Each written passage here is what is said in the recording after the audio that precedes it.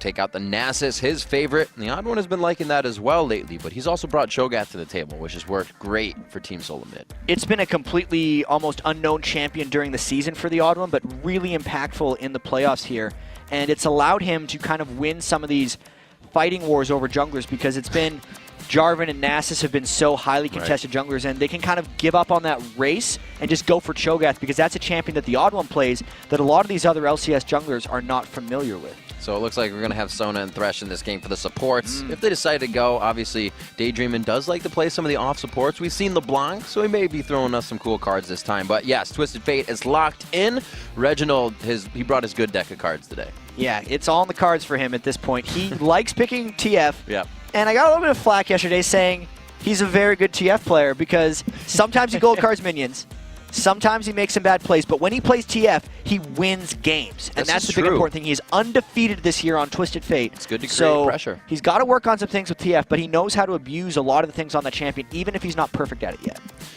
So seeing the Thresh come out right away for Daydreaming, he says he wants that. They want the engage over the sure disengage for the fight. Sure, you got the box there, but they also go for the dive-in Nocturne, so it makes me think they're going aggression. And there was a lot of Nocturne bans against TSM yesterday by Vulcan in the semifinal. So GGU was actually afraid that TSM was going to be picking that away as well, and since there had already been 2 bans targeted at Nintendo, it was really good of him to lock that up early. So it looks like they take Sona, trying not to show too many hands. They get a support they want, though. The Sona Caitlyn pick makes the most sense. That's the combination the TSM had in both of their victories in the semifinals. And it also potentially denies Don't Mash Me the lane bully that he would want in Caitlyn. And I expect him to go with an Ezreal at the end of the day if he wants to lane against that, just because that's been his fallback when he can't get Caitlyn.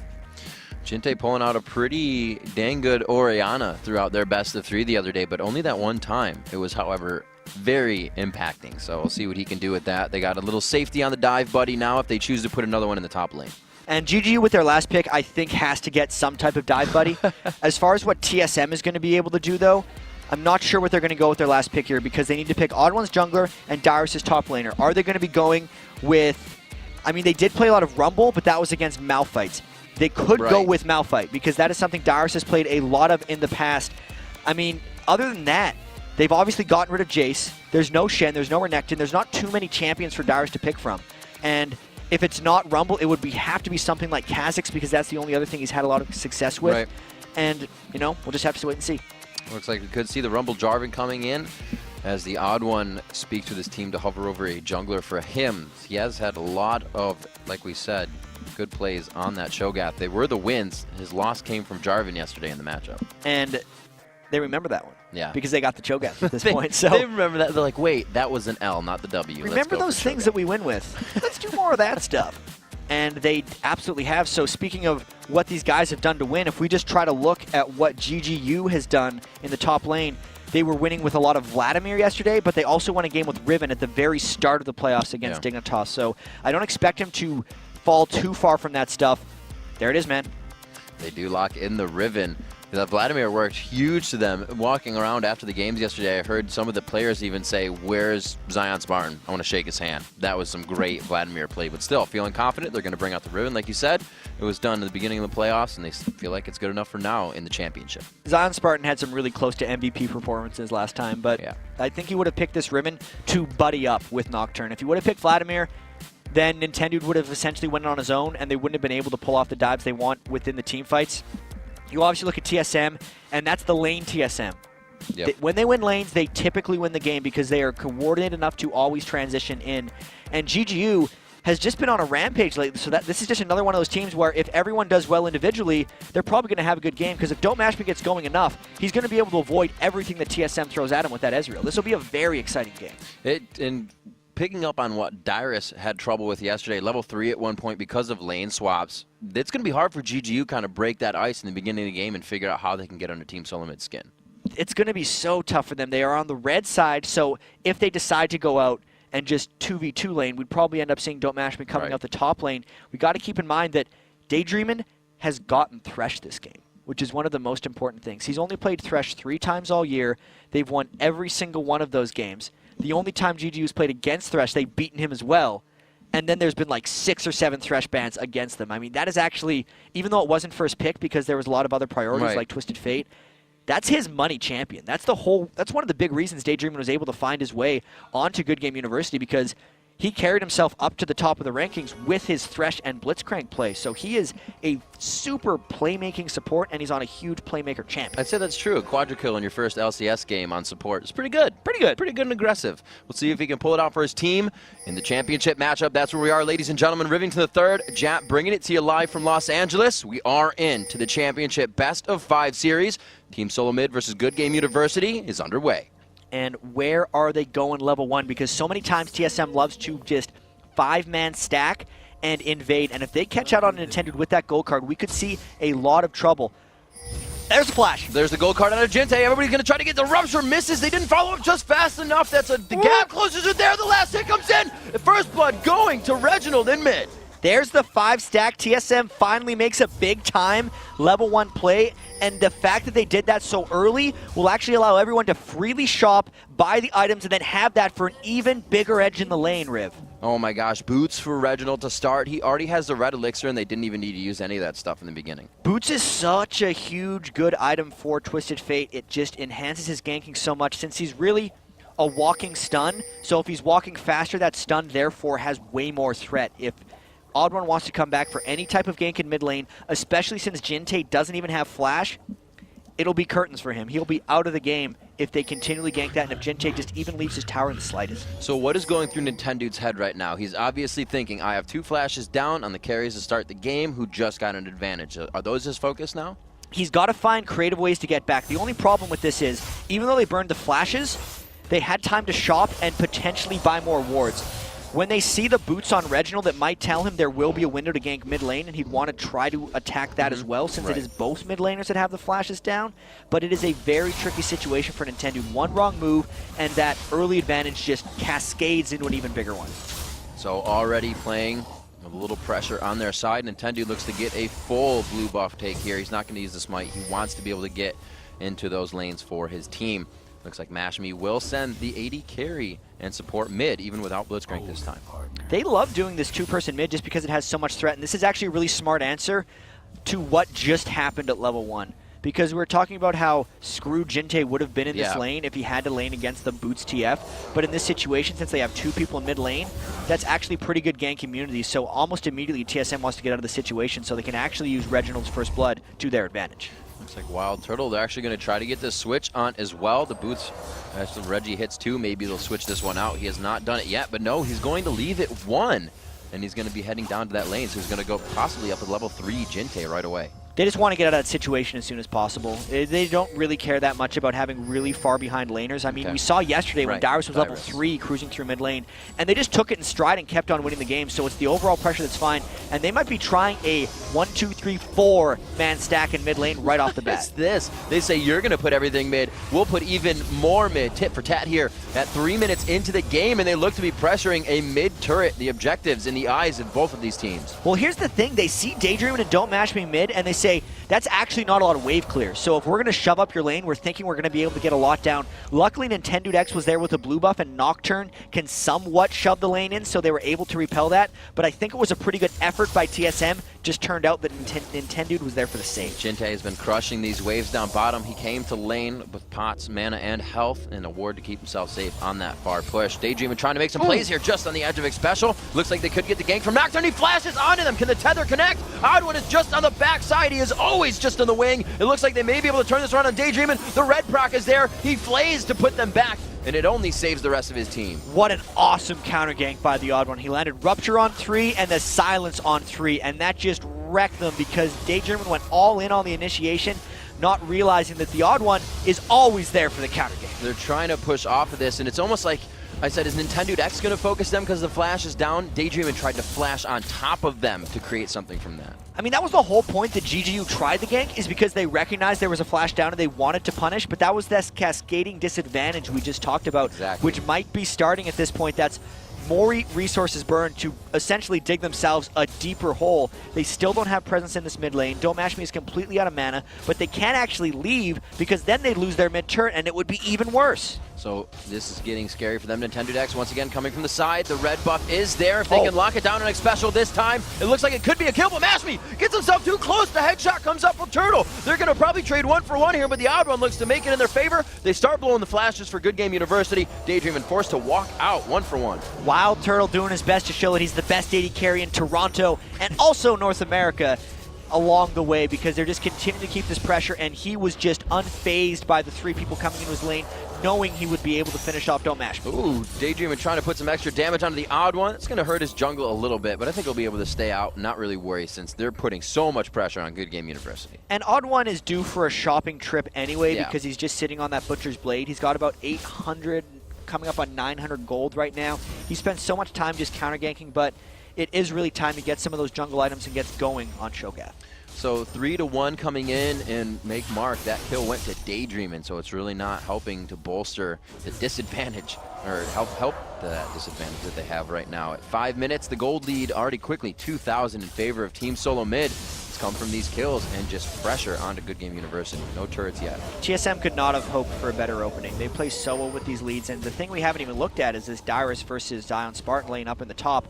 When Dyrus started Cloth Pot 5 armor, he actually was able to outlane Zion Spartan early despite the red elixir threat. So that is a tremendous job by Dyrus, actually even forcing Nintendo Dex to come up and hold while the odd one shoves.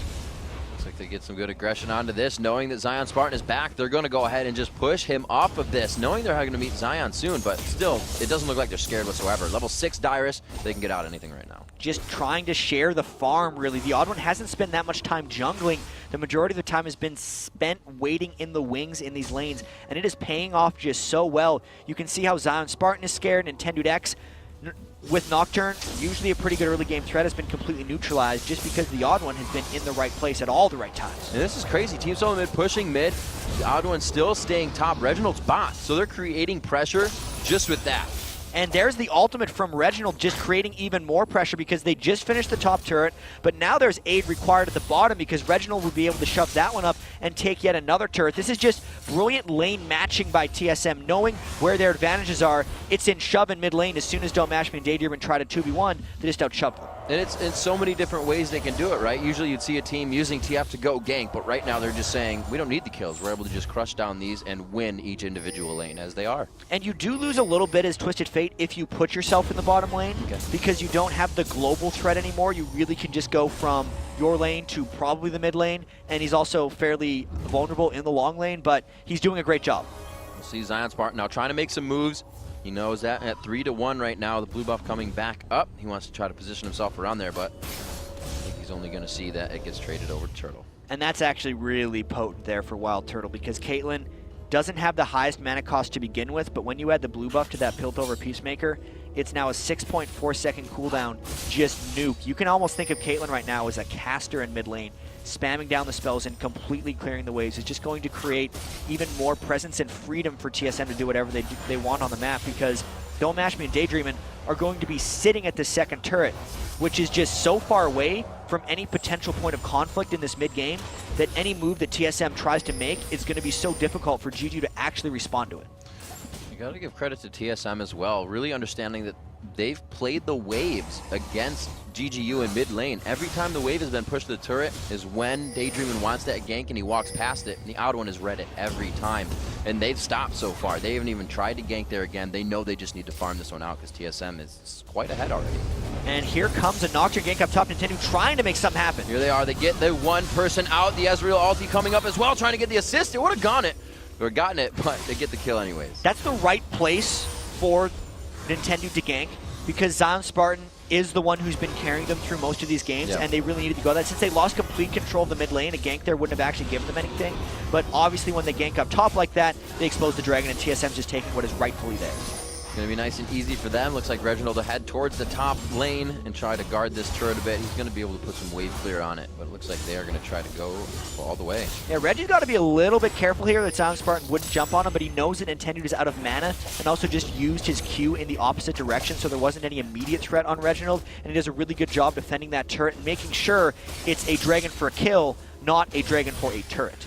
So let's see if these guys have used their first purchases accordingly. BF Sword's coming out, or BF Sword, I should say, just for Wild Turtle. It's a scepter in the hands of Don't Mash Me. He does not have 1 kill and 2 assists, and we see it's hurting him a little bit, going down in CS now as that mid lane getting pushed for the blue buff. Turtle tears on to mid for Jinte on Orianna, and we see the Lich Bane creation for Reginald already. That is some early Shane action. It's the big thing, though, is the BF Sword on Wild Turtle just outmatching Don't Mash Me. Having that Caitlyn control is actually really big, and the fact that they're able to lock that one up, I think, is paying some big dividends. And you usually see that a Twisted Fate will buy Sheen and then kind of swap over into his AP form. He'll go for Lich Bane, actually, is what I've been seeing a lot of, especially with the type of turret pressure that TSM is trying to apply this game. All right, so he'll finish that out. Up top still has the Fort Pot, so they can go for a pretty strong engage here. The ultimates are up for Team Solo Mid as GGUs are down, so this could be scary for them. You can see them actually grouping for this engagement. And it is such a tremendously long cooldown at rank 1 on that Nocturne. The Paranoia rank 1 cooldown is actually 173 seconds for him right now, so it's 180 without cooldown reduction. Yep. And it just means that their threat is so much lower right now, as TSM is just able to stack on this turret. Pressuring down, gold cards being held by Reginald, just playing this one safe and cautious. The bottom lane, Cho'Gath versus, or I should say Odd One versus Jinte as they go back and forth. He's able to just sustain that one. So the pressure really working for Team Solo Mid here. They're dictating where GGU is moving. Right, because TSM knows that they have 4 people locked up in the top lane, which means no one is farming mid. So Reginald is just waddling his way down there, able to get all those creeps completely for free. And since Odd One has spent so much time roaming and ganking him around, they're happy just letting him have that solo lane in the bottom, farming up and making sure he's strong on Cho'Gath as well. So everything is still going in TSM's favor so far. Dyer's trying to get the Haunting Guys in again, get that Leandries for late game built up. Not a lot of items coming out fast here, and not a slow farm game. The 80 carries are pretty much on average, but everybody else, you can definitely see that this lane movement has caused them to have lower CS. There has been a huge amount of just transitional play. Even Reginald at the start of the game, making the fake to the bottom lane, coming back to the mid lane, doing the 4-man stack push, doing multiple 4-man stack pushes. There's just not as many minions to go around, because so many minions are actually just dying to other minions or turrets. The lanes pushing themselves for once in a game as everybody finding face-to-face fights. And Tendude X, like I said, Dyrus and him just kind of waving at each other here. Looks like Dyrus trying to get him harassed, smited away by Nintendude. Dragon's not up anytime soon, so he wanted his jungle. And Dyrus tried to make a play there, couldn't really create anything huge, but Dyrus' lane phase, despite dying once, was actually quite strong.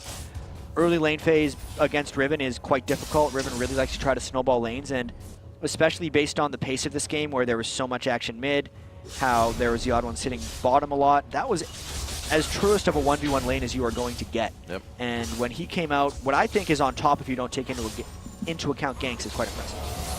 Absolutely. We see movement around in the inventories. Nintendo X picking up the Lizard Elder. Daydreaming looking to put some forward wards down. It's what GGU needs to do. It's not necessarily a snowball from TSM, but it does stop a few of the advantages they can push onto if they get those wards out here now. GGU is trying to ward a little bit, but it's tricky to ward against Twisted Fate in a lot of these situations, especially since, you know, their mid turret is down, so they've had to keep a permanent ward almost on their mid turret if they don't want to get outplayed in any of those situations. And if they do team fight in this situation, it will be bad, because there's an Infinity Edge on Wild Turtle, whereas there's just a BF Sword on Don't Mash Me. That is an incredible item mismatch.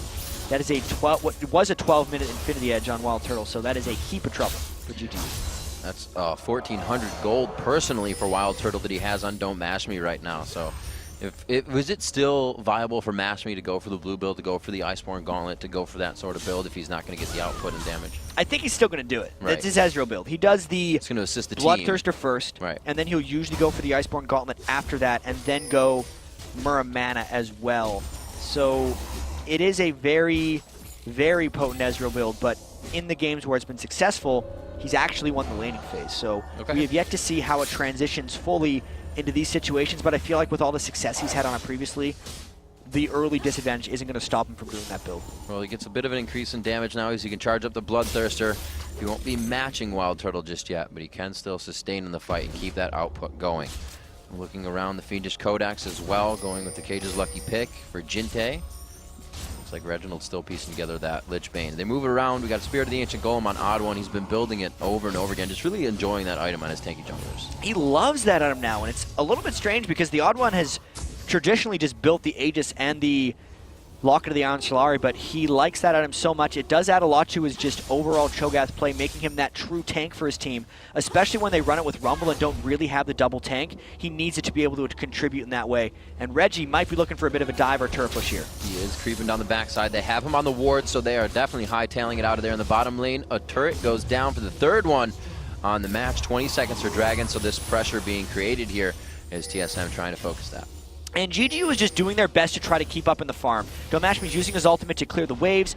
He's just trying to stack up that Bloodthirster, and they caught Reggie in a little bit of a roam there because that turret at bottom honestly would have fallen if Reggie was or was not there. But just because of the persistent threat from TSM, GGU has to back up in almost all situations. Eye for an eye, ward for a ward goes down as Dragon is up on the map. You can see Zion Spartan putting a hurt down. He has that wind slash up. Can he put it down? It's not going to be enough to take down Dyrus. He wanted a few more auto attacks, but Scrap Shield keeps him safe.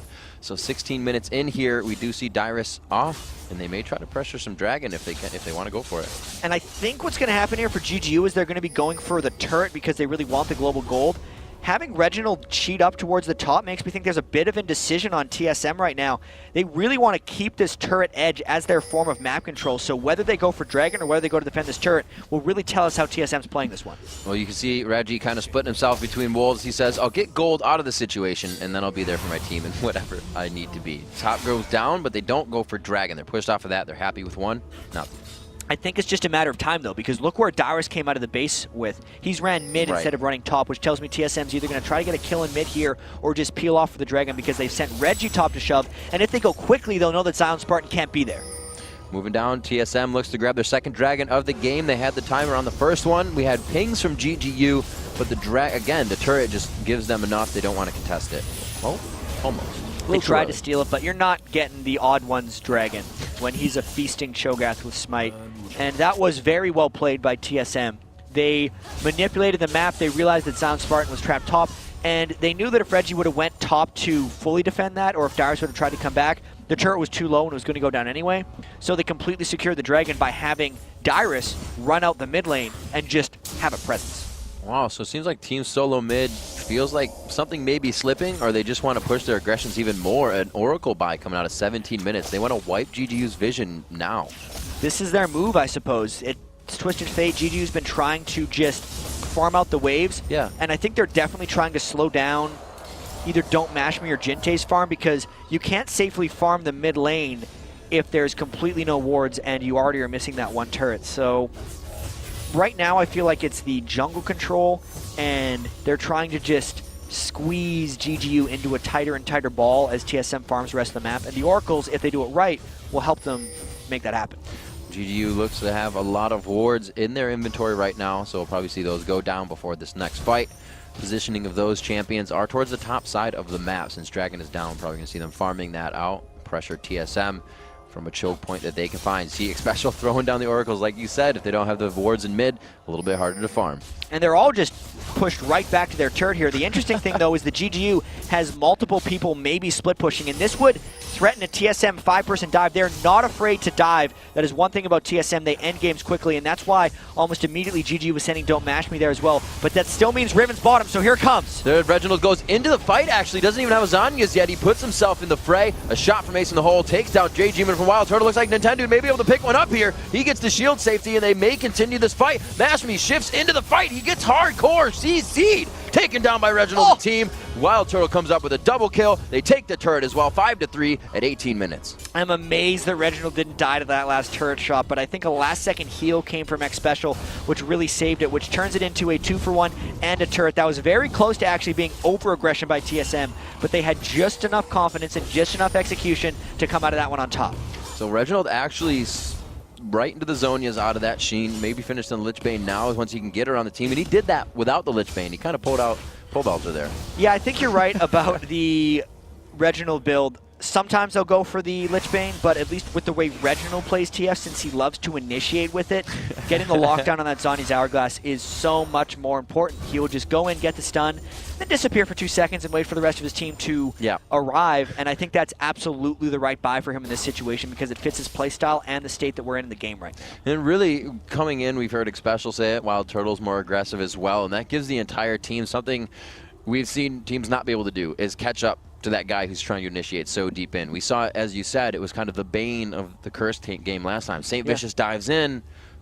Where'd you guys go? Where'd you guys go? So, yeah, having that Zhonya's, having that time really allows the aggression to just spill over for Team Solo Mid. I think it's something for Team Solo Mid that's actually worked out so well for them since they made the Wild Turtle for a Chaos swap, because they have one very clear and defining voice on the team now, and that's Reginald. So when he goes in, even if he's like flash alting people on Diana 1,800 units ahead of the team, if they're like, we're going, it's like, well, yeah, we are, and they'll just all follow him in. We'll be there in a second. It's like, well, we got your back, man. And it really shows when they go for turret dives like that. They're one of the only teams that can actually execute them that well. I mean, even yesterday in the semifinals, we saw that ridiculous clip of TSM.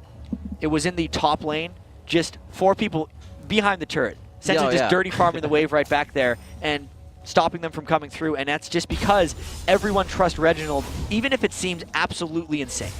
All right, we are already back into the game. Reginald insane? That kind of fits his play style. We'll see what they can do. 20 minutes in here as we get to that minute in the game. 5-3 is the score. 5,000 is the gold lead. So Team Solo Mid has been able to hold on to their lead consistently. They found both dragons in the game here. After a quick pause, we are back into the action and back into the first game of the championship best of 5 series. And we talked about Don't Mash Me going for that Muramana build with the Iceborne Gauntlets. He's working on it, so he's stacking his tier up right now, but in the games where it has been successful, they've had a lead, and he's had the time to stack up that tier. At this point, he is behind, and there's a Wild Turtle with an Infinity Edge and a Phantom Dancer pushing up the mid lane, and a TSM team that is very willing to dive and not going to give, potentially, Don't Mash Me the window to farm that thing up. So when TSM recognizes that he's gone for the tier and is on the way to that build, they're not going to let him complete it if they have anything to say about it. Special making his way over for a little bit of harass and wardage to make sure they know what's going on in the minds of GGU right now. GGU having to remember to do all the little things as well. You can't get complacent. Yes, there are a lot of games to be played here, but we've heard the players say before, there's never a moment that you just want to think about the next game. It's all about the game you're in right now, and GGU is finding a way to push TSM off of their turrets here. They're really trying to keep him back, and a lot of it has to do with Sound Spartan just doing the split push. But once again, the split push, as everything else is more effective when you're ahead. So they're really desperately trying to hope TSM doesn't dive them. But TSM is willing to dive. They have about a 5-second window where they could actually go for this. But if they're just going to give up the turret, TSM's going to take it. Yeah, they would love to get that gold in their pocket, especially Wild Turtle. We said he has 2 core items in and about 4 to 5 core items alone. Let's say 1, 2, 3, 4, 5 items. And it's only been a few core items finished over on the side of GGU. So the gold is just showing in the inventories as well as the pushes. Sound Spartan obviously hasn't been able to finish his Bloodthirster yet, despite all the split pushing. The Archangel Staff for Jinte, even though he wants to transform into the Seraph's Embrace, is still at 476.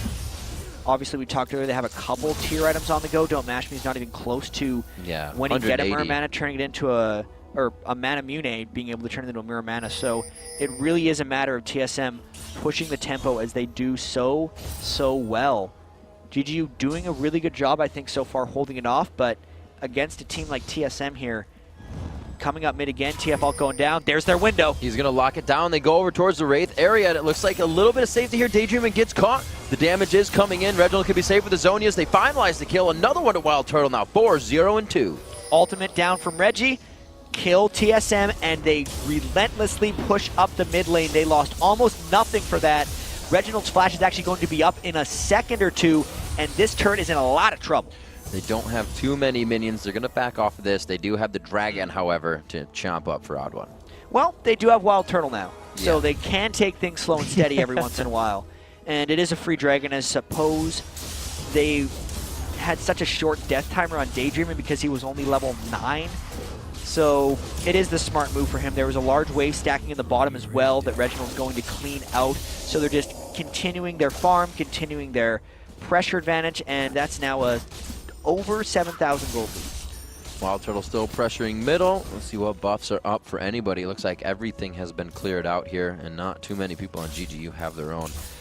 We'll see Odd One and Dyrus, or just rather Dyrus going back to his jungle to farm up as we see how much gold everyone has after these fights. So it's almost 2K gold on a 4-0-2 Wild Turtle right now. So he, with the Infinity Edge Phantom Dancer, looks to go back, probably finish up his last Whisper, and really just start putting down the pain. And Turtle is just the gold lord, as far as I can tell. He's been top GPM ever since he joined the LCS, and having 10,000 gold at 23 minutes is just absurd to me. Like, I look at most of the top players, like average golds in your League of Legends, like PvP.net stats. Yeah. Most people, if they're good, average 10,000 gold a game. Wild Turtle averages 14,000 gold a game in the LCS, and it has 10,000 at 23 minutes. It's crazy. I'm going to talk to his accountant. Absolutely. Find my way into that money. 8,000 gold in favor of Team Solo Mid right now. Wild Turtle hogging all of it. 5-2 in turrets. It's GGU looking to pressure any advantage that they can find, and that would be a mistake from Team Solo Mid. Those are far and few between, so they are really looking to thread the needle here with that. And Wild Turtle's now hit his 3-item threshold. This is the thing you need to get to really as an AD carry. This is pretty much always your goal. You want your big AD item, you want your Phantom Dancer for your attack speed and crit, or Static Shiv, and then you want your last Whisper to make sure that even if a tank dives you, you're going to just obliterate them. And this is the moment where, even though TSM's been pressing the whole game, where they press even harder because they can win a huge fight here if they get it. So we see the Lich Bane being finished up on Reginald's. We've had the Morello Namicon and the Archangel staff finished for quite a bit, along with the Lizard Elder and the Locket of the Iron Solari. And we actually have a switch between that because Odd One actually going for the Bulwark for his team this game. It's a smart move. Odd One likes that item on Shogath. He's already got so much health and tankiness already. And just making sure they don't get spiked down by any types of Orianna ults. And there's... Oh, Reggie, come on, man. Goes after the guy that can run the farthest. Reginald gets some damage down, and he actually only hit Jinte with 2 of his spells, and that's Jinte below half health. So, unfortunately, Reggie missed his flash over the wall, but he still just obliterated the health on Jinte, and TSM might just push this out of spite, being like, yeah, we can just beat you without landing flashes. So good. These guys are joshing back and forth about it, saying flash, 10 out of 10. Nice job, Mashmi, getting out of that one. As they go back and forth, they're having a good time during the championship matchup, but they still want the gold. 25 minutes in, they're pressuring the turret, and TSM is bearing down on GGU right now. The experience weighing so heavy on them. And this is the choice for TSM. If they land a good Rupture, if X Special sees a situation and do a flash crescendo, they could try to dive, or they could try to peel back and control the round Baron. There was that Oracles that was spent earlier on X Special. He has it for about another minute and a half if TSM wants to completely clear out the jungle wards here and then maybe try to force GGU into a jungle fight. That would be the situation that TSM wants the most, I think. They're roaming around with the Oracles, making sure they have the advantage if they get that jungle fight. Rumble in the jungle is definitely some painful stuff to work with. Dyrus to be in the first one out. Will they throw down the equalizer? He's got to clear across them, but they're just going to walk out. But when GGU runs away in this direction, it leaves a window for TSM to just run straight up the mid lane because they're too far away from the base. They can't fight them. They have to recall all the way back and then run back. They have, in fact, laid out the welcome mat here. Reginald's going to kick some dirt on it, and they say, we'll take Baron. TF Ult going down to make sure he knows where they are, and they're just rushing for this Baron. I wonder if they're going to try to take this one down because surely GGU must know where TSM is headed. They have wards all the way up to the Baron pit. It's going to be a tight one if Nintendo X is going to steal this. He's not even going to attempt it. They are really going to have to put up the Riot Shield on this one. They ran for that one so fast, and because they knew that GGU, when I think about it, X Special previously about a minute ago had went through the whole jungle and made sure GGU had no vision. So when the TF ult went down, GGU was thinking they know exactly where they are, and if they want to spring a trap force in the jungle, they can. So if GGU ran through for as good as they know, TSM would have just 5-man aced them and then taken the Baron. So GGU's best percentage play was to just let TSM do what they want and hope that TSM was actually waiting in the brush and not doing Baron. But Reginald had the call, and they got the Baron. We've seen it. We saw it happen in the past few games, right? You have to give your opponent the advantage to find your advantage. It's kind of scary. Give them the advantage to find the advantage. It's what they're doing. Makes perfect sense. It scarily does. Good job, Ray. 28 minutes in, 6-3. True Shot Barrage going across. They didn't lose too much of the wave clear there. They still have Dustbringer, Jinte on Orianna as well. It looks like they're going to clear that out. Look at just how confident TSM is. Just Baron bolstering them for the next fight, and they are taking turret shots one after the other. TSM's in their element right now. They love being ahead in games like this, and they are so good at going in coordinated. That's just one shot, half of your health, Now they know he's shifting back to base, so when the next wave arrives, they could either initiate in or just take the entire turret. That Lichbane damage crushing down the turret as well from Reginald. Odd1's going to stay up in front. Can't do much with Jintae's ball here. He gets crushed out. They flash into the fight. The crescendo on the back. Nintendo and Mashme and the rest of the team forced to back off. The inhibitor will go down here 28 minutes in, and TSM isn't losing much health on this invade.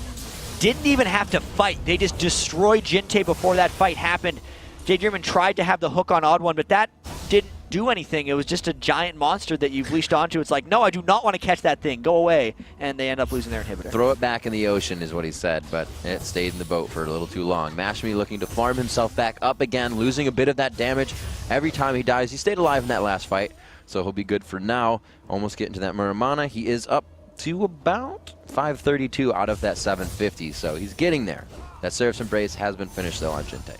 And Wild Turtle also used the last shred of his gold to build an Executioner's Calling, which actually is like a mid-tier item as far as the scale of expensive 80 item goes. It gives, a lot of people don't build this item, it gives 25 attack damage and 20% critical strike. But when someone like an 80 carry builds that item, it tells you that they are going for the end of the game soon, because they're not planning on hitting 6 items. And this tells me that this next push that TSM goes on might be an attempt at their final one. See what kind of dangerous position they can put GGU in. A straight through the brace will absolutely show how strong TSM feels in this, but we'll have to see if they try to strategically position themselves a few moves ahead. Looks like they are splitting the lanes right now to figure out what they can do to throw GGU more out of their comfort zone just for the beginning of this fight. And TSM has a minute left on this Baron, so that is the next 2 waves of creeps. They're going to try to get as much turret or threat down on the first wave if they don't see a perfect catch, and then if they got enough harass down the first wave, they'd go in for the kill on the second. So really, this is a 2-wave attack for them. Jintae trying to zone out with the ball, but they're just walking right by it.